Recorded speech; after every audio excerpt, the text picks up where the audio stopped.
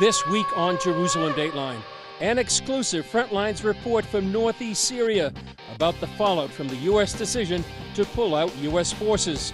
Could this lead to war or even genocide? Plus, a look at the groundbreaking archaeological discoveries at Shiloh, the capital of ancient Israel, and the Sea of Galilee.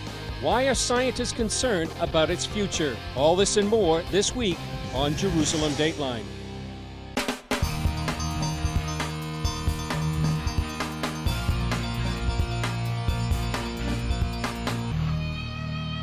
Hello and welcome to this special edition of Jerusalem Dateline. I'm Chris Mitchell, coming to you from northeast Syria with an exclusive report about perhaps the major development in the region. Later in the program, we'll also be coming from Jerusalem. Here's the first story we filed from this strategic land. The terrain here in northeast Syria is rolling hills, and even in the background you can see the mountains of Turkey. But in the past few weeks, this area has become some of the most strategic ground in the Middle East. Following the announcement of the pullout of U.S. troops from Syria, the surrounding nations want to fill that vacuum. Turkey to the north, Iran from the east, Syria and Russia to the west. For the time being, U.S. boots are still on the ground, but who eventually wins this tug of war will dramatically shape the destiny of the Middle East. Syrian leaders of this region are telling CBN News they have two major fears. First, the prospect of an invasion of Turkey from the north, and second, the possibility of Iran coming in from the east. They're caught in the middle, while Russia and the Assad regime are trying to pull these Syrians into their orbit. Some are saying they would rather deal with Assad and let Iran in than deal with Turkey. That would increase the danger to Israel exponentially. Without the presence of U.S. troops, they feel they'll be at the mercy of all these major powers. In addition, to the west, there's a new level of open warfare between Israel and Iran. It's all part of a new emerging Middle East. We'll have more reports here from northeast Syria, including what these new developments mean for Christians in the region. Some are openly talking about the possibility of another genocide. To understand more about the situation and what it means for the region, we talked with a chief spokesman for the Syrian Defense Forces, or SDF, Kino Gabriel. Well, Kino, thanks for being with us. You're the spokesperson for the SDF. Tell people, what is the SDF? Well, for starters, you are welcome to be here. And from our side, the SDF is the Syrian Democratic Forces. It's an alliance of different military groups who worked in North and East Syria to fight terrorism and to fight for the security and the safety of the people in the areas of North Syria at the beginning.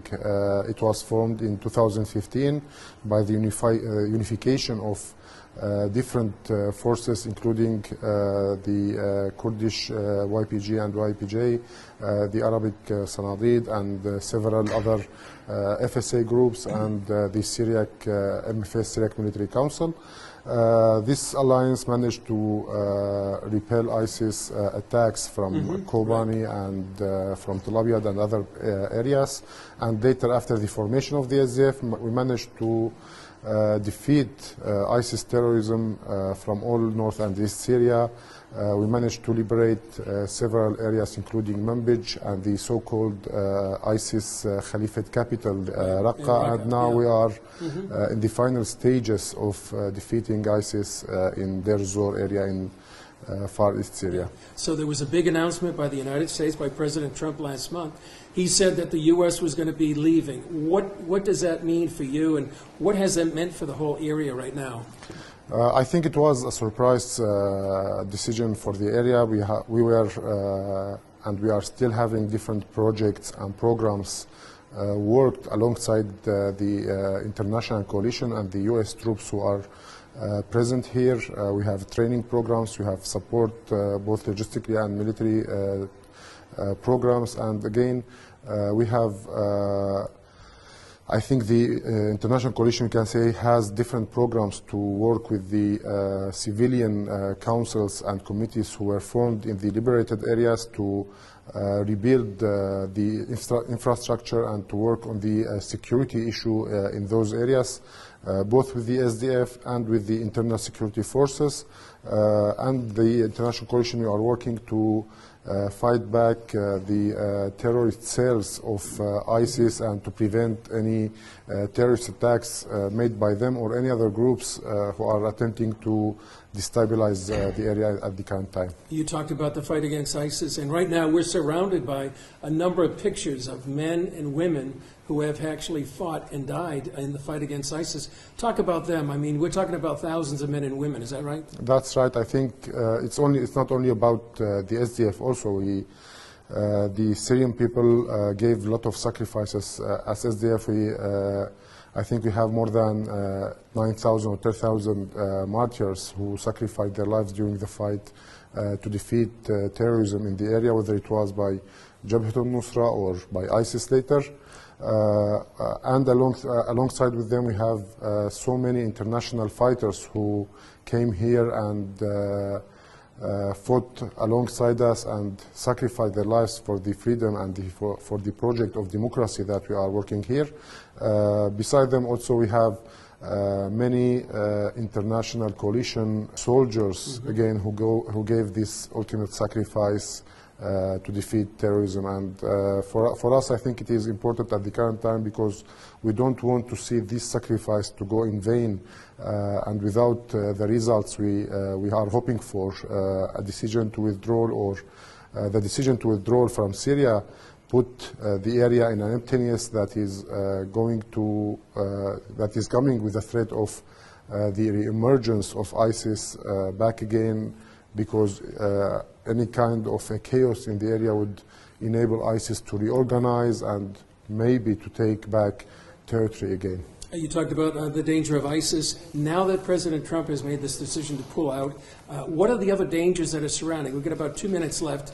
What are the dangers from Turkey, from Iran, from Russia, from Syria, in your mind? Well, from our side, I think there is different scenarios at the current time, and as forces and political representation of our forces is that the Syrian Democratic Council, we are looking for several steps that can be made to ensure the safety of the area. But again, there is a big danger and big threat for the area coming from different players of the Syrian crisis. We have Turkey from the north. We have the Iranians and the Syrian regime from the south who are ready to attack and to take control over the area in Raqqa and Deir ez-Zor, and they already have their militias ready there. We have the threat from Al-Nusra Front and other extreme groups in the east, and of course the small remaining ISIS pocket in the east. Beside them, I think there are several matters that are in discussion with the international coalition currently. The security and the future of the prisoned foreign ISIS fighters. We have hundreds of those, and what is the situation would be for them and how we are going to deal with that if any attack happened on the area, and the risk of them being released or loosed or escaping from the prison. And alongside it, of course, the matter of the threat of the life of more than 4 or 4.5 million people who are living in North and East Syria. Okay, well, Kino, thank you for your insight and understanding. And we're going to be having another story right now from Julie Stahl, Middle East correspondent from Jerusalem, about talking about another conflict between Israel and Iran inside Syria. Tensions are rising between Israel and Iran and Syria. The latest round began when Syria accused Israel of a rare daytime strike near Damascus. Then Iranian forces inside Syria launched a rocket at Israel's Mount Hermon ski resort on the Golan Heights. Israel's Iron Dome intercepted the rocket, and the event was caught here by a skier on a helmet-mounted camera. Israel launched a massive retaliatory strike at Iranian targets inside Syria, hitting a munitions storage site and an Iranian intelligence site and military training camp. The IDF took responsibility publicly and immediately for the airstrike, signaling a shift in policy away from its usual ambiguity. Iran said it was ready for war that would lead to the destruction of Israel. Israel will continue to block Iran's efforts to use Syria, Lebanon, and Gaza as forward bases for attacking Israel for the express purpose, which they openly declare, destroying Israel. In a telephone briefing, former Israeli National Security Advisor Yaakov Amidor said Israel is ready for action. For us to stop the Iranians from building the independent Iranian war machine in Syria is so important that we are ready to go to something bigger than that if will be needed.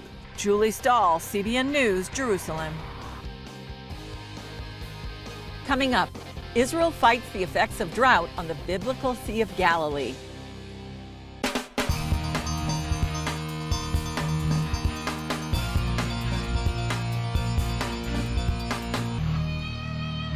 I'm standing here on the Haas Promenade with the Old City of Jerusalem and the Temple Mount behind me. Despite this sunny day, Israel's actually having a rainy winter season, and that's good.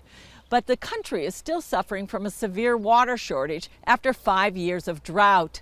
That spells trouble for Israel and a biblical body of water. Take a look. More than 1 million tourists visit the Sea of Galilee each year, but the biblical lake is shrinking after several years of drought. This is the same Sea of Galilee that Jesus walked on. Out on the lake, it looks like there's plenty of water, but in reality, it's a different situation. There are altogether 21 boats on the Sea of Galilee, and because the level of the water is so low, for example in Genosar, instead of 3 piers, we use only 1. Daniel Carmel owns 2 of those boats. He operates the Galilee worship boats and takes Christian groups out on the lake for a unique worship experience. They don't know how is the Sea of Galilee when it's full. This is the lowest that I ever saw.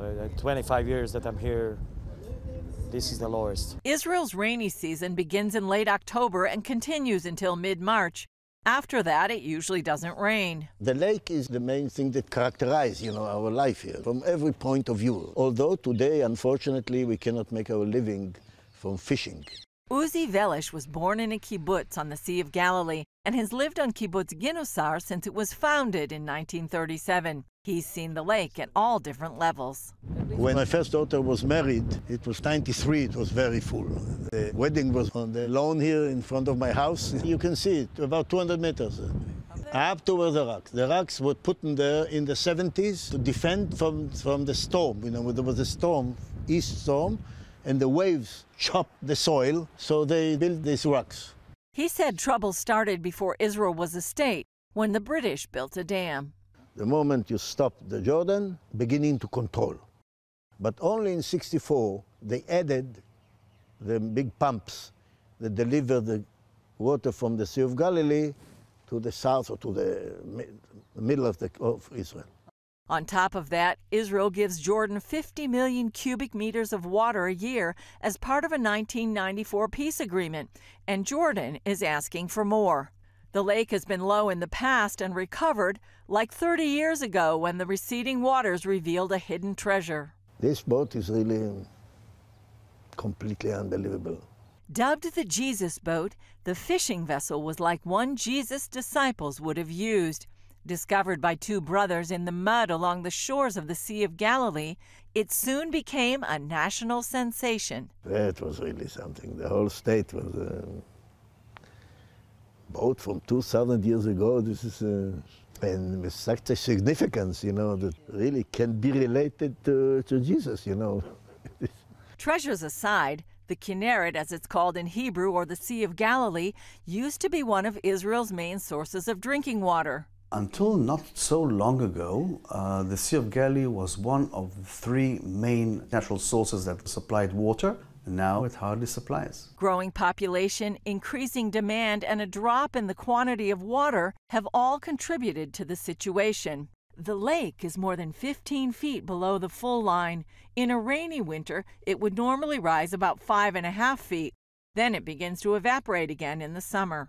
But Israel Water Authority spokesman Uri Shor says when Israel saw the drought was prolonged, it stopped pumping into the main water system. We cut down the pumping there from about 400 million cubic meters per year to less than 30. And nevertheless, the level of the water of the Sea of Galilee continues going down. If the water level drops too low, the lake will become salty and it will never be able to be used for drinking water again. That's why Israel is trying a unique approach. Israel planned and started building water carriers that will bring water from desalination plants to the Sea of Galilee in order to keep the level of the water high enough in order not to lose the Sea of Galilee as a drinking water pond. Shore said they can't fill the lake completely with desalinated water, but they can fill it enough so as not to lose the quality of the water. I do not think that you have another lake in the world that people fill it with man-made water in order not to lose it. So we'll be pioneers about that as well. Shore said every 20 to 30 years, Israel gets enough rain to fully restore the Sea of Galilee, but they can't count on it. In addition to not pumping the water out and pumping desalinated water in, Carmel had this advice. Pray hard for rains. That's what we need, a lot of prayers. Pray for rains, even when you're here. Up next, see how archaeology is digging up the Bible.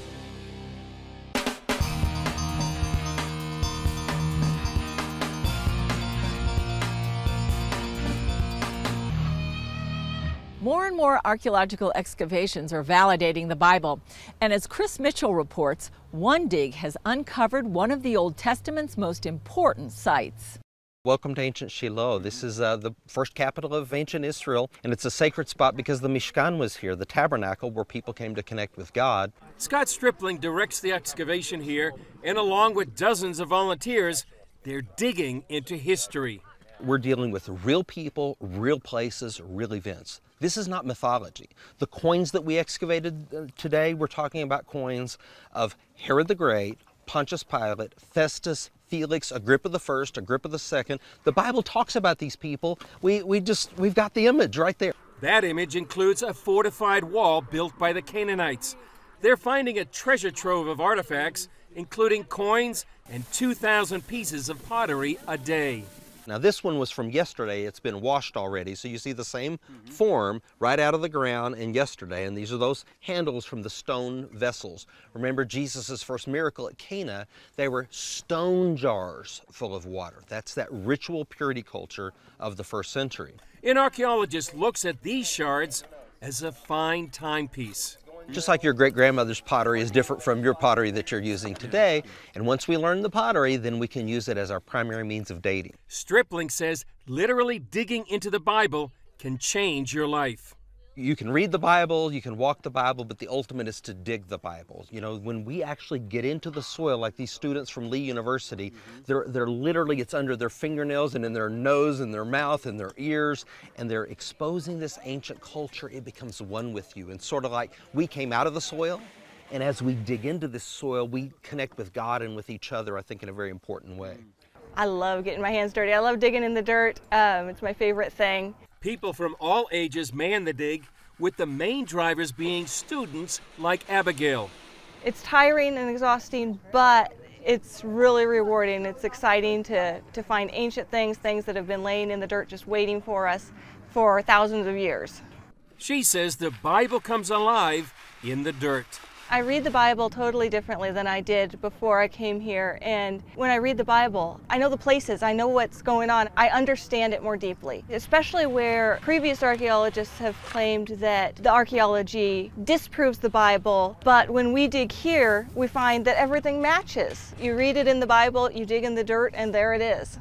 Archaeology doesn't set out to prove or disprove the Bible. What we want to do is to illuminate the biblical text, the background of the text. So to set it in a real-world culture, to what we call verisimilitude. So we get an ancient literary description. Now we have a material culture that matches that. Chris, you're sitting where Samuel and Eli and Hannah and these people that we have read about, they came just like us, needing answers, needing to connect with God, needing forgiveness. He says they dig into the past and find lessons for the present.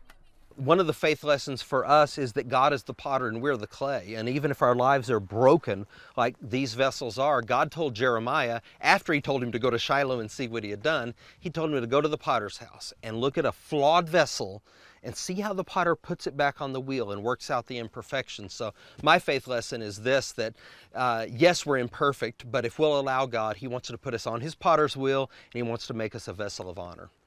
Stripling often cites Psalm 102 that says, "O Zion, your servants take delight in its stones and favor its dust." Ultimately, Chris, if the Bible is true, then the God of the Bible has a moral claim on our lives.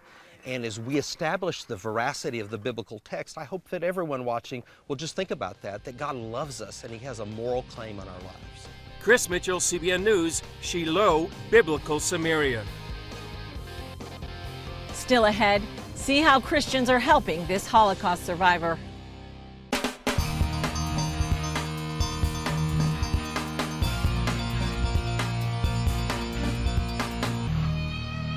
International Holocaust Remembrance Day is January 27th. That's the anniversary of the liberation of the Auschwitz concentration camp. Vera is a Holocaust survivor who lives in Israel. When she had a need, CBN stepped in to help. Vera is a widow and Holocaust survivor. Her family escaped the Minsk ghetto to join resistance fighters in the Belarusian wilderness. There was very little food, and the winters were so cold. Many died in the snow, and there was constant fear of being discovered by the Nazis. Vera told me that after the war, she married a fellow survivor. She and her husband wanted to leave Belarus, but couldn't get through the Iron Curtain. It wasn't until 1991 they were finally able to move to Israel. It was a dream to come here, but it was hard to start a new life. Vera's husband recently died from cancer. Her life got even harder one day when she came home to find the water pipes under her floor had burst.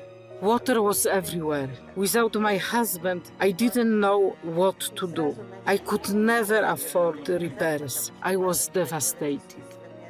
So CBN Israel immediately located a contractor, and we covered the entire cost of the repairs.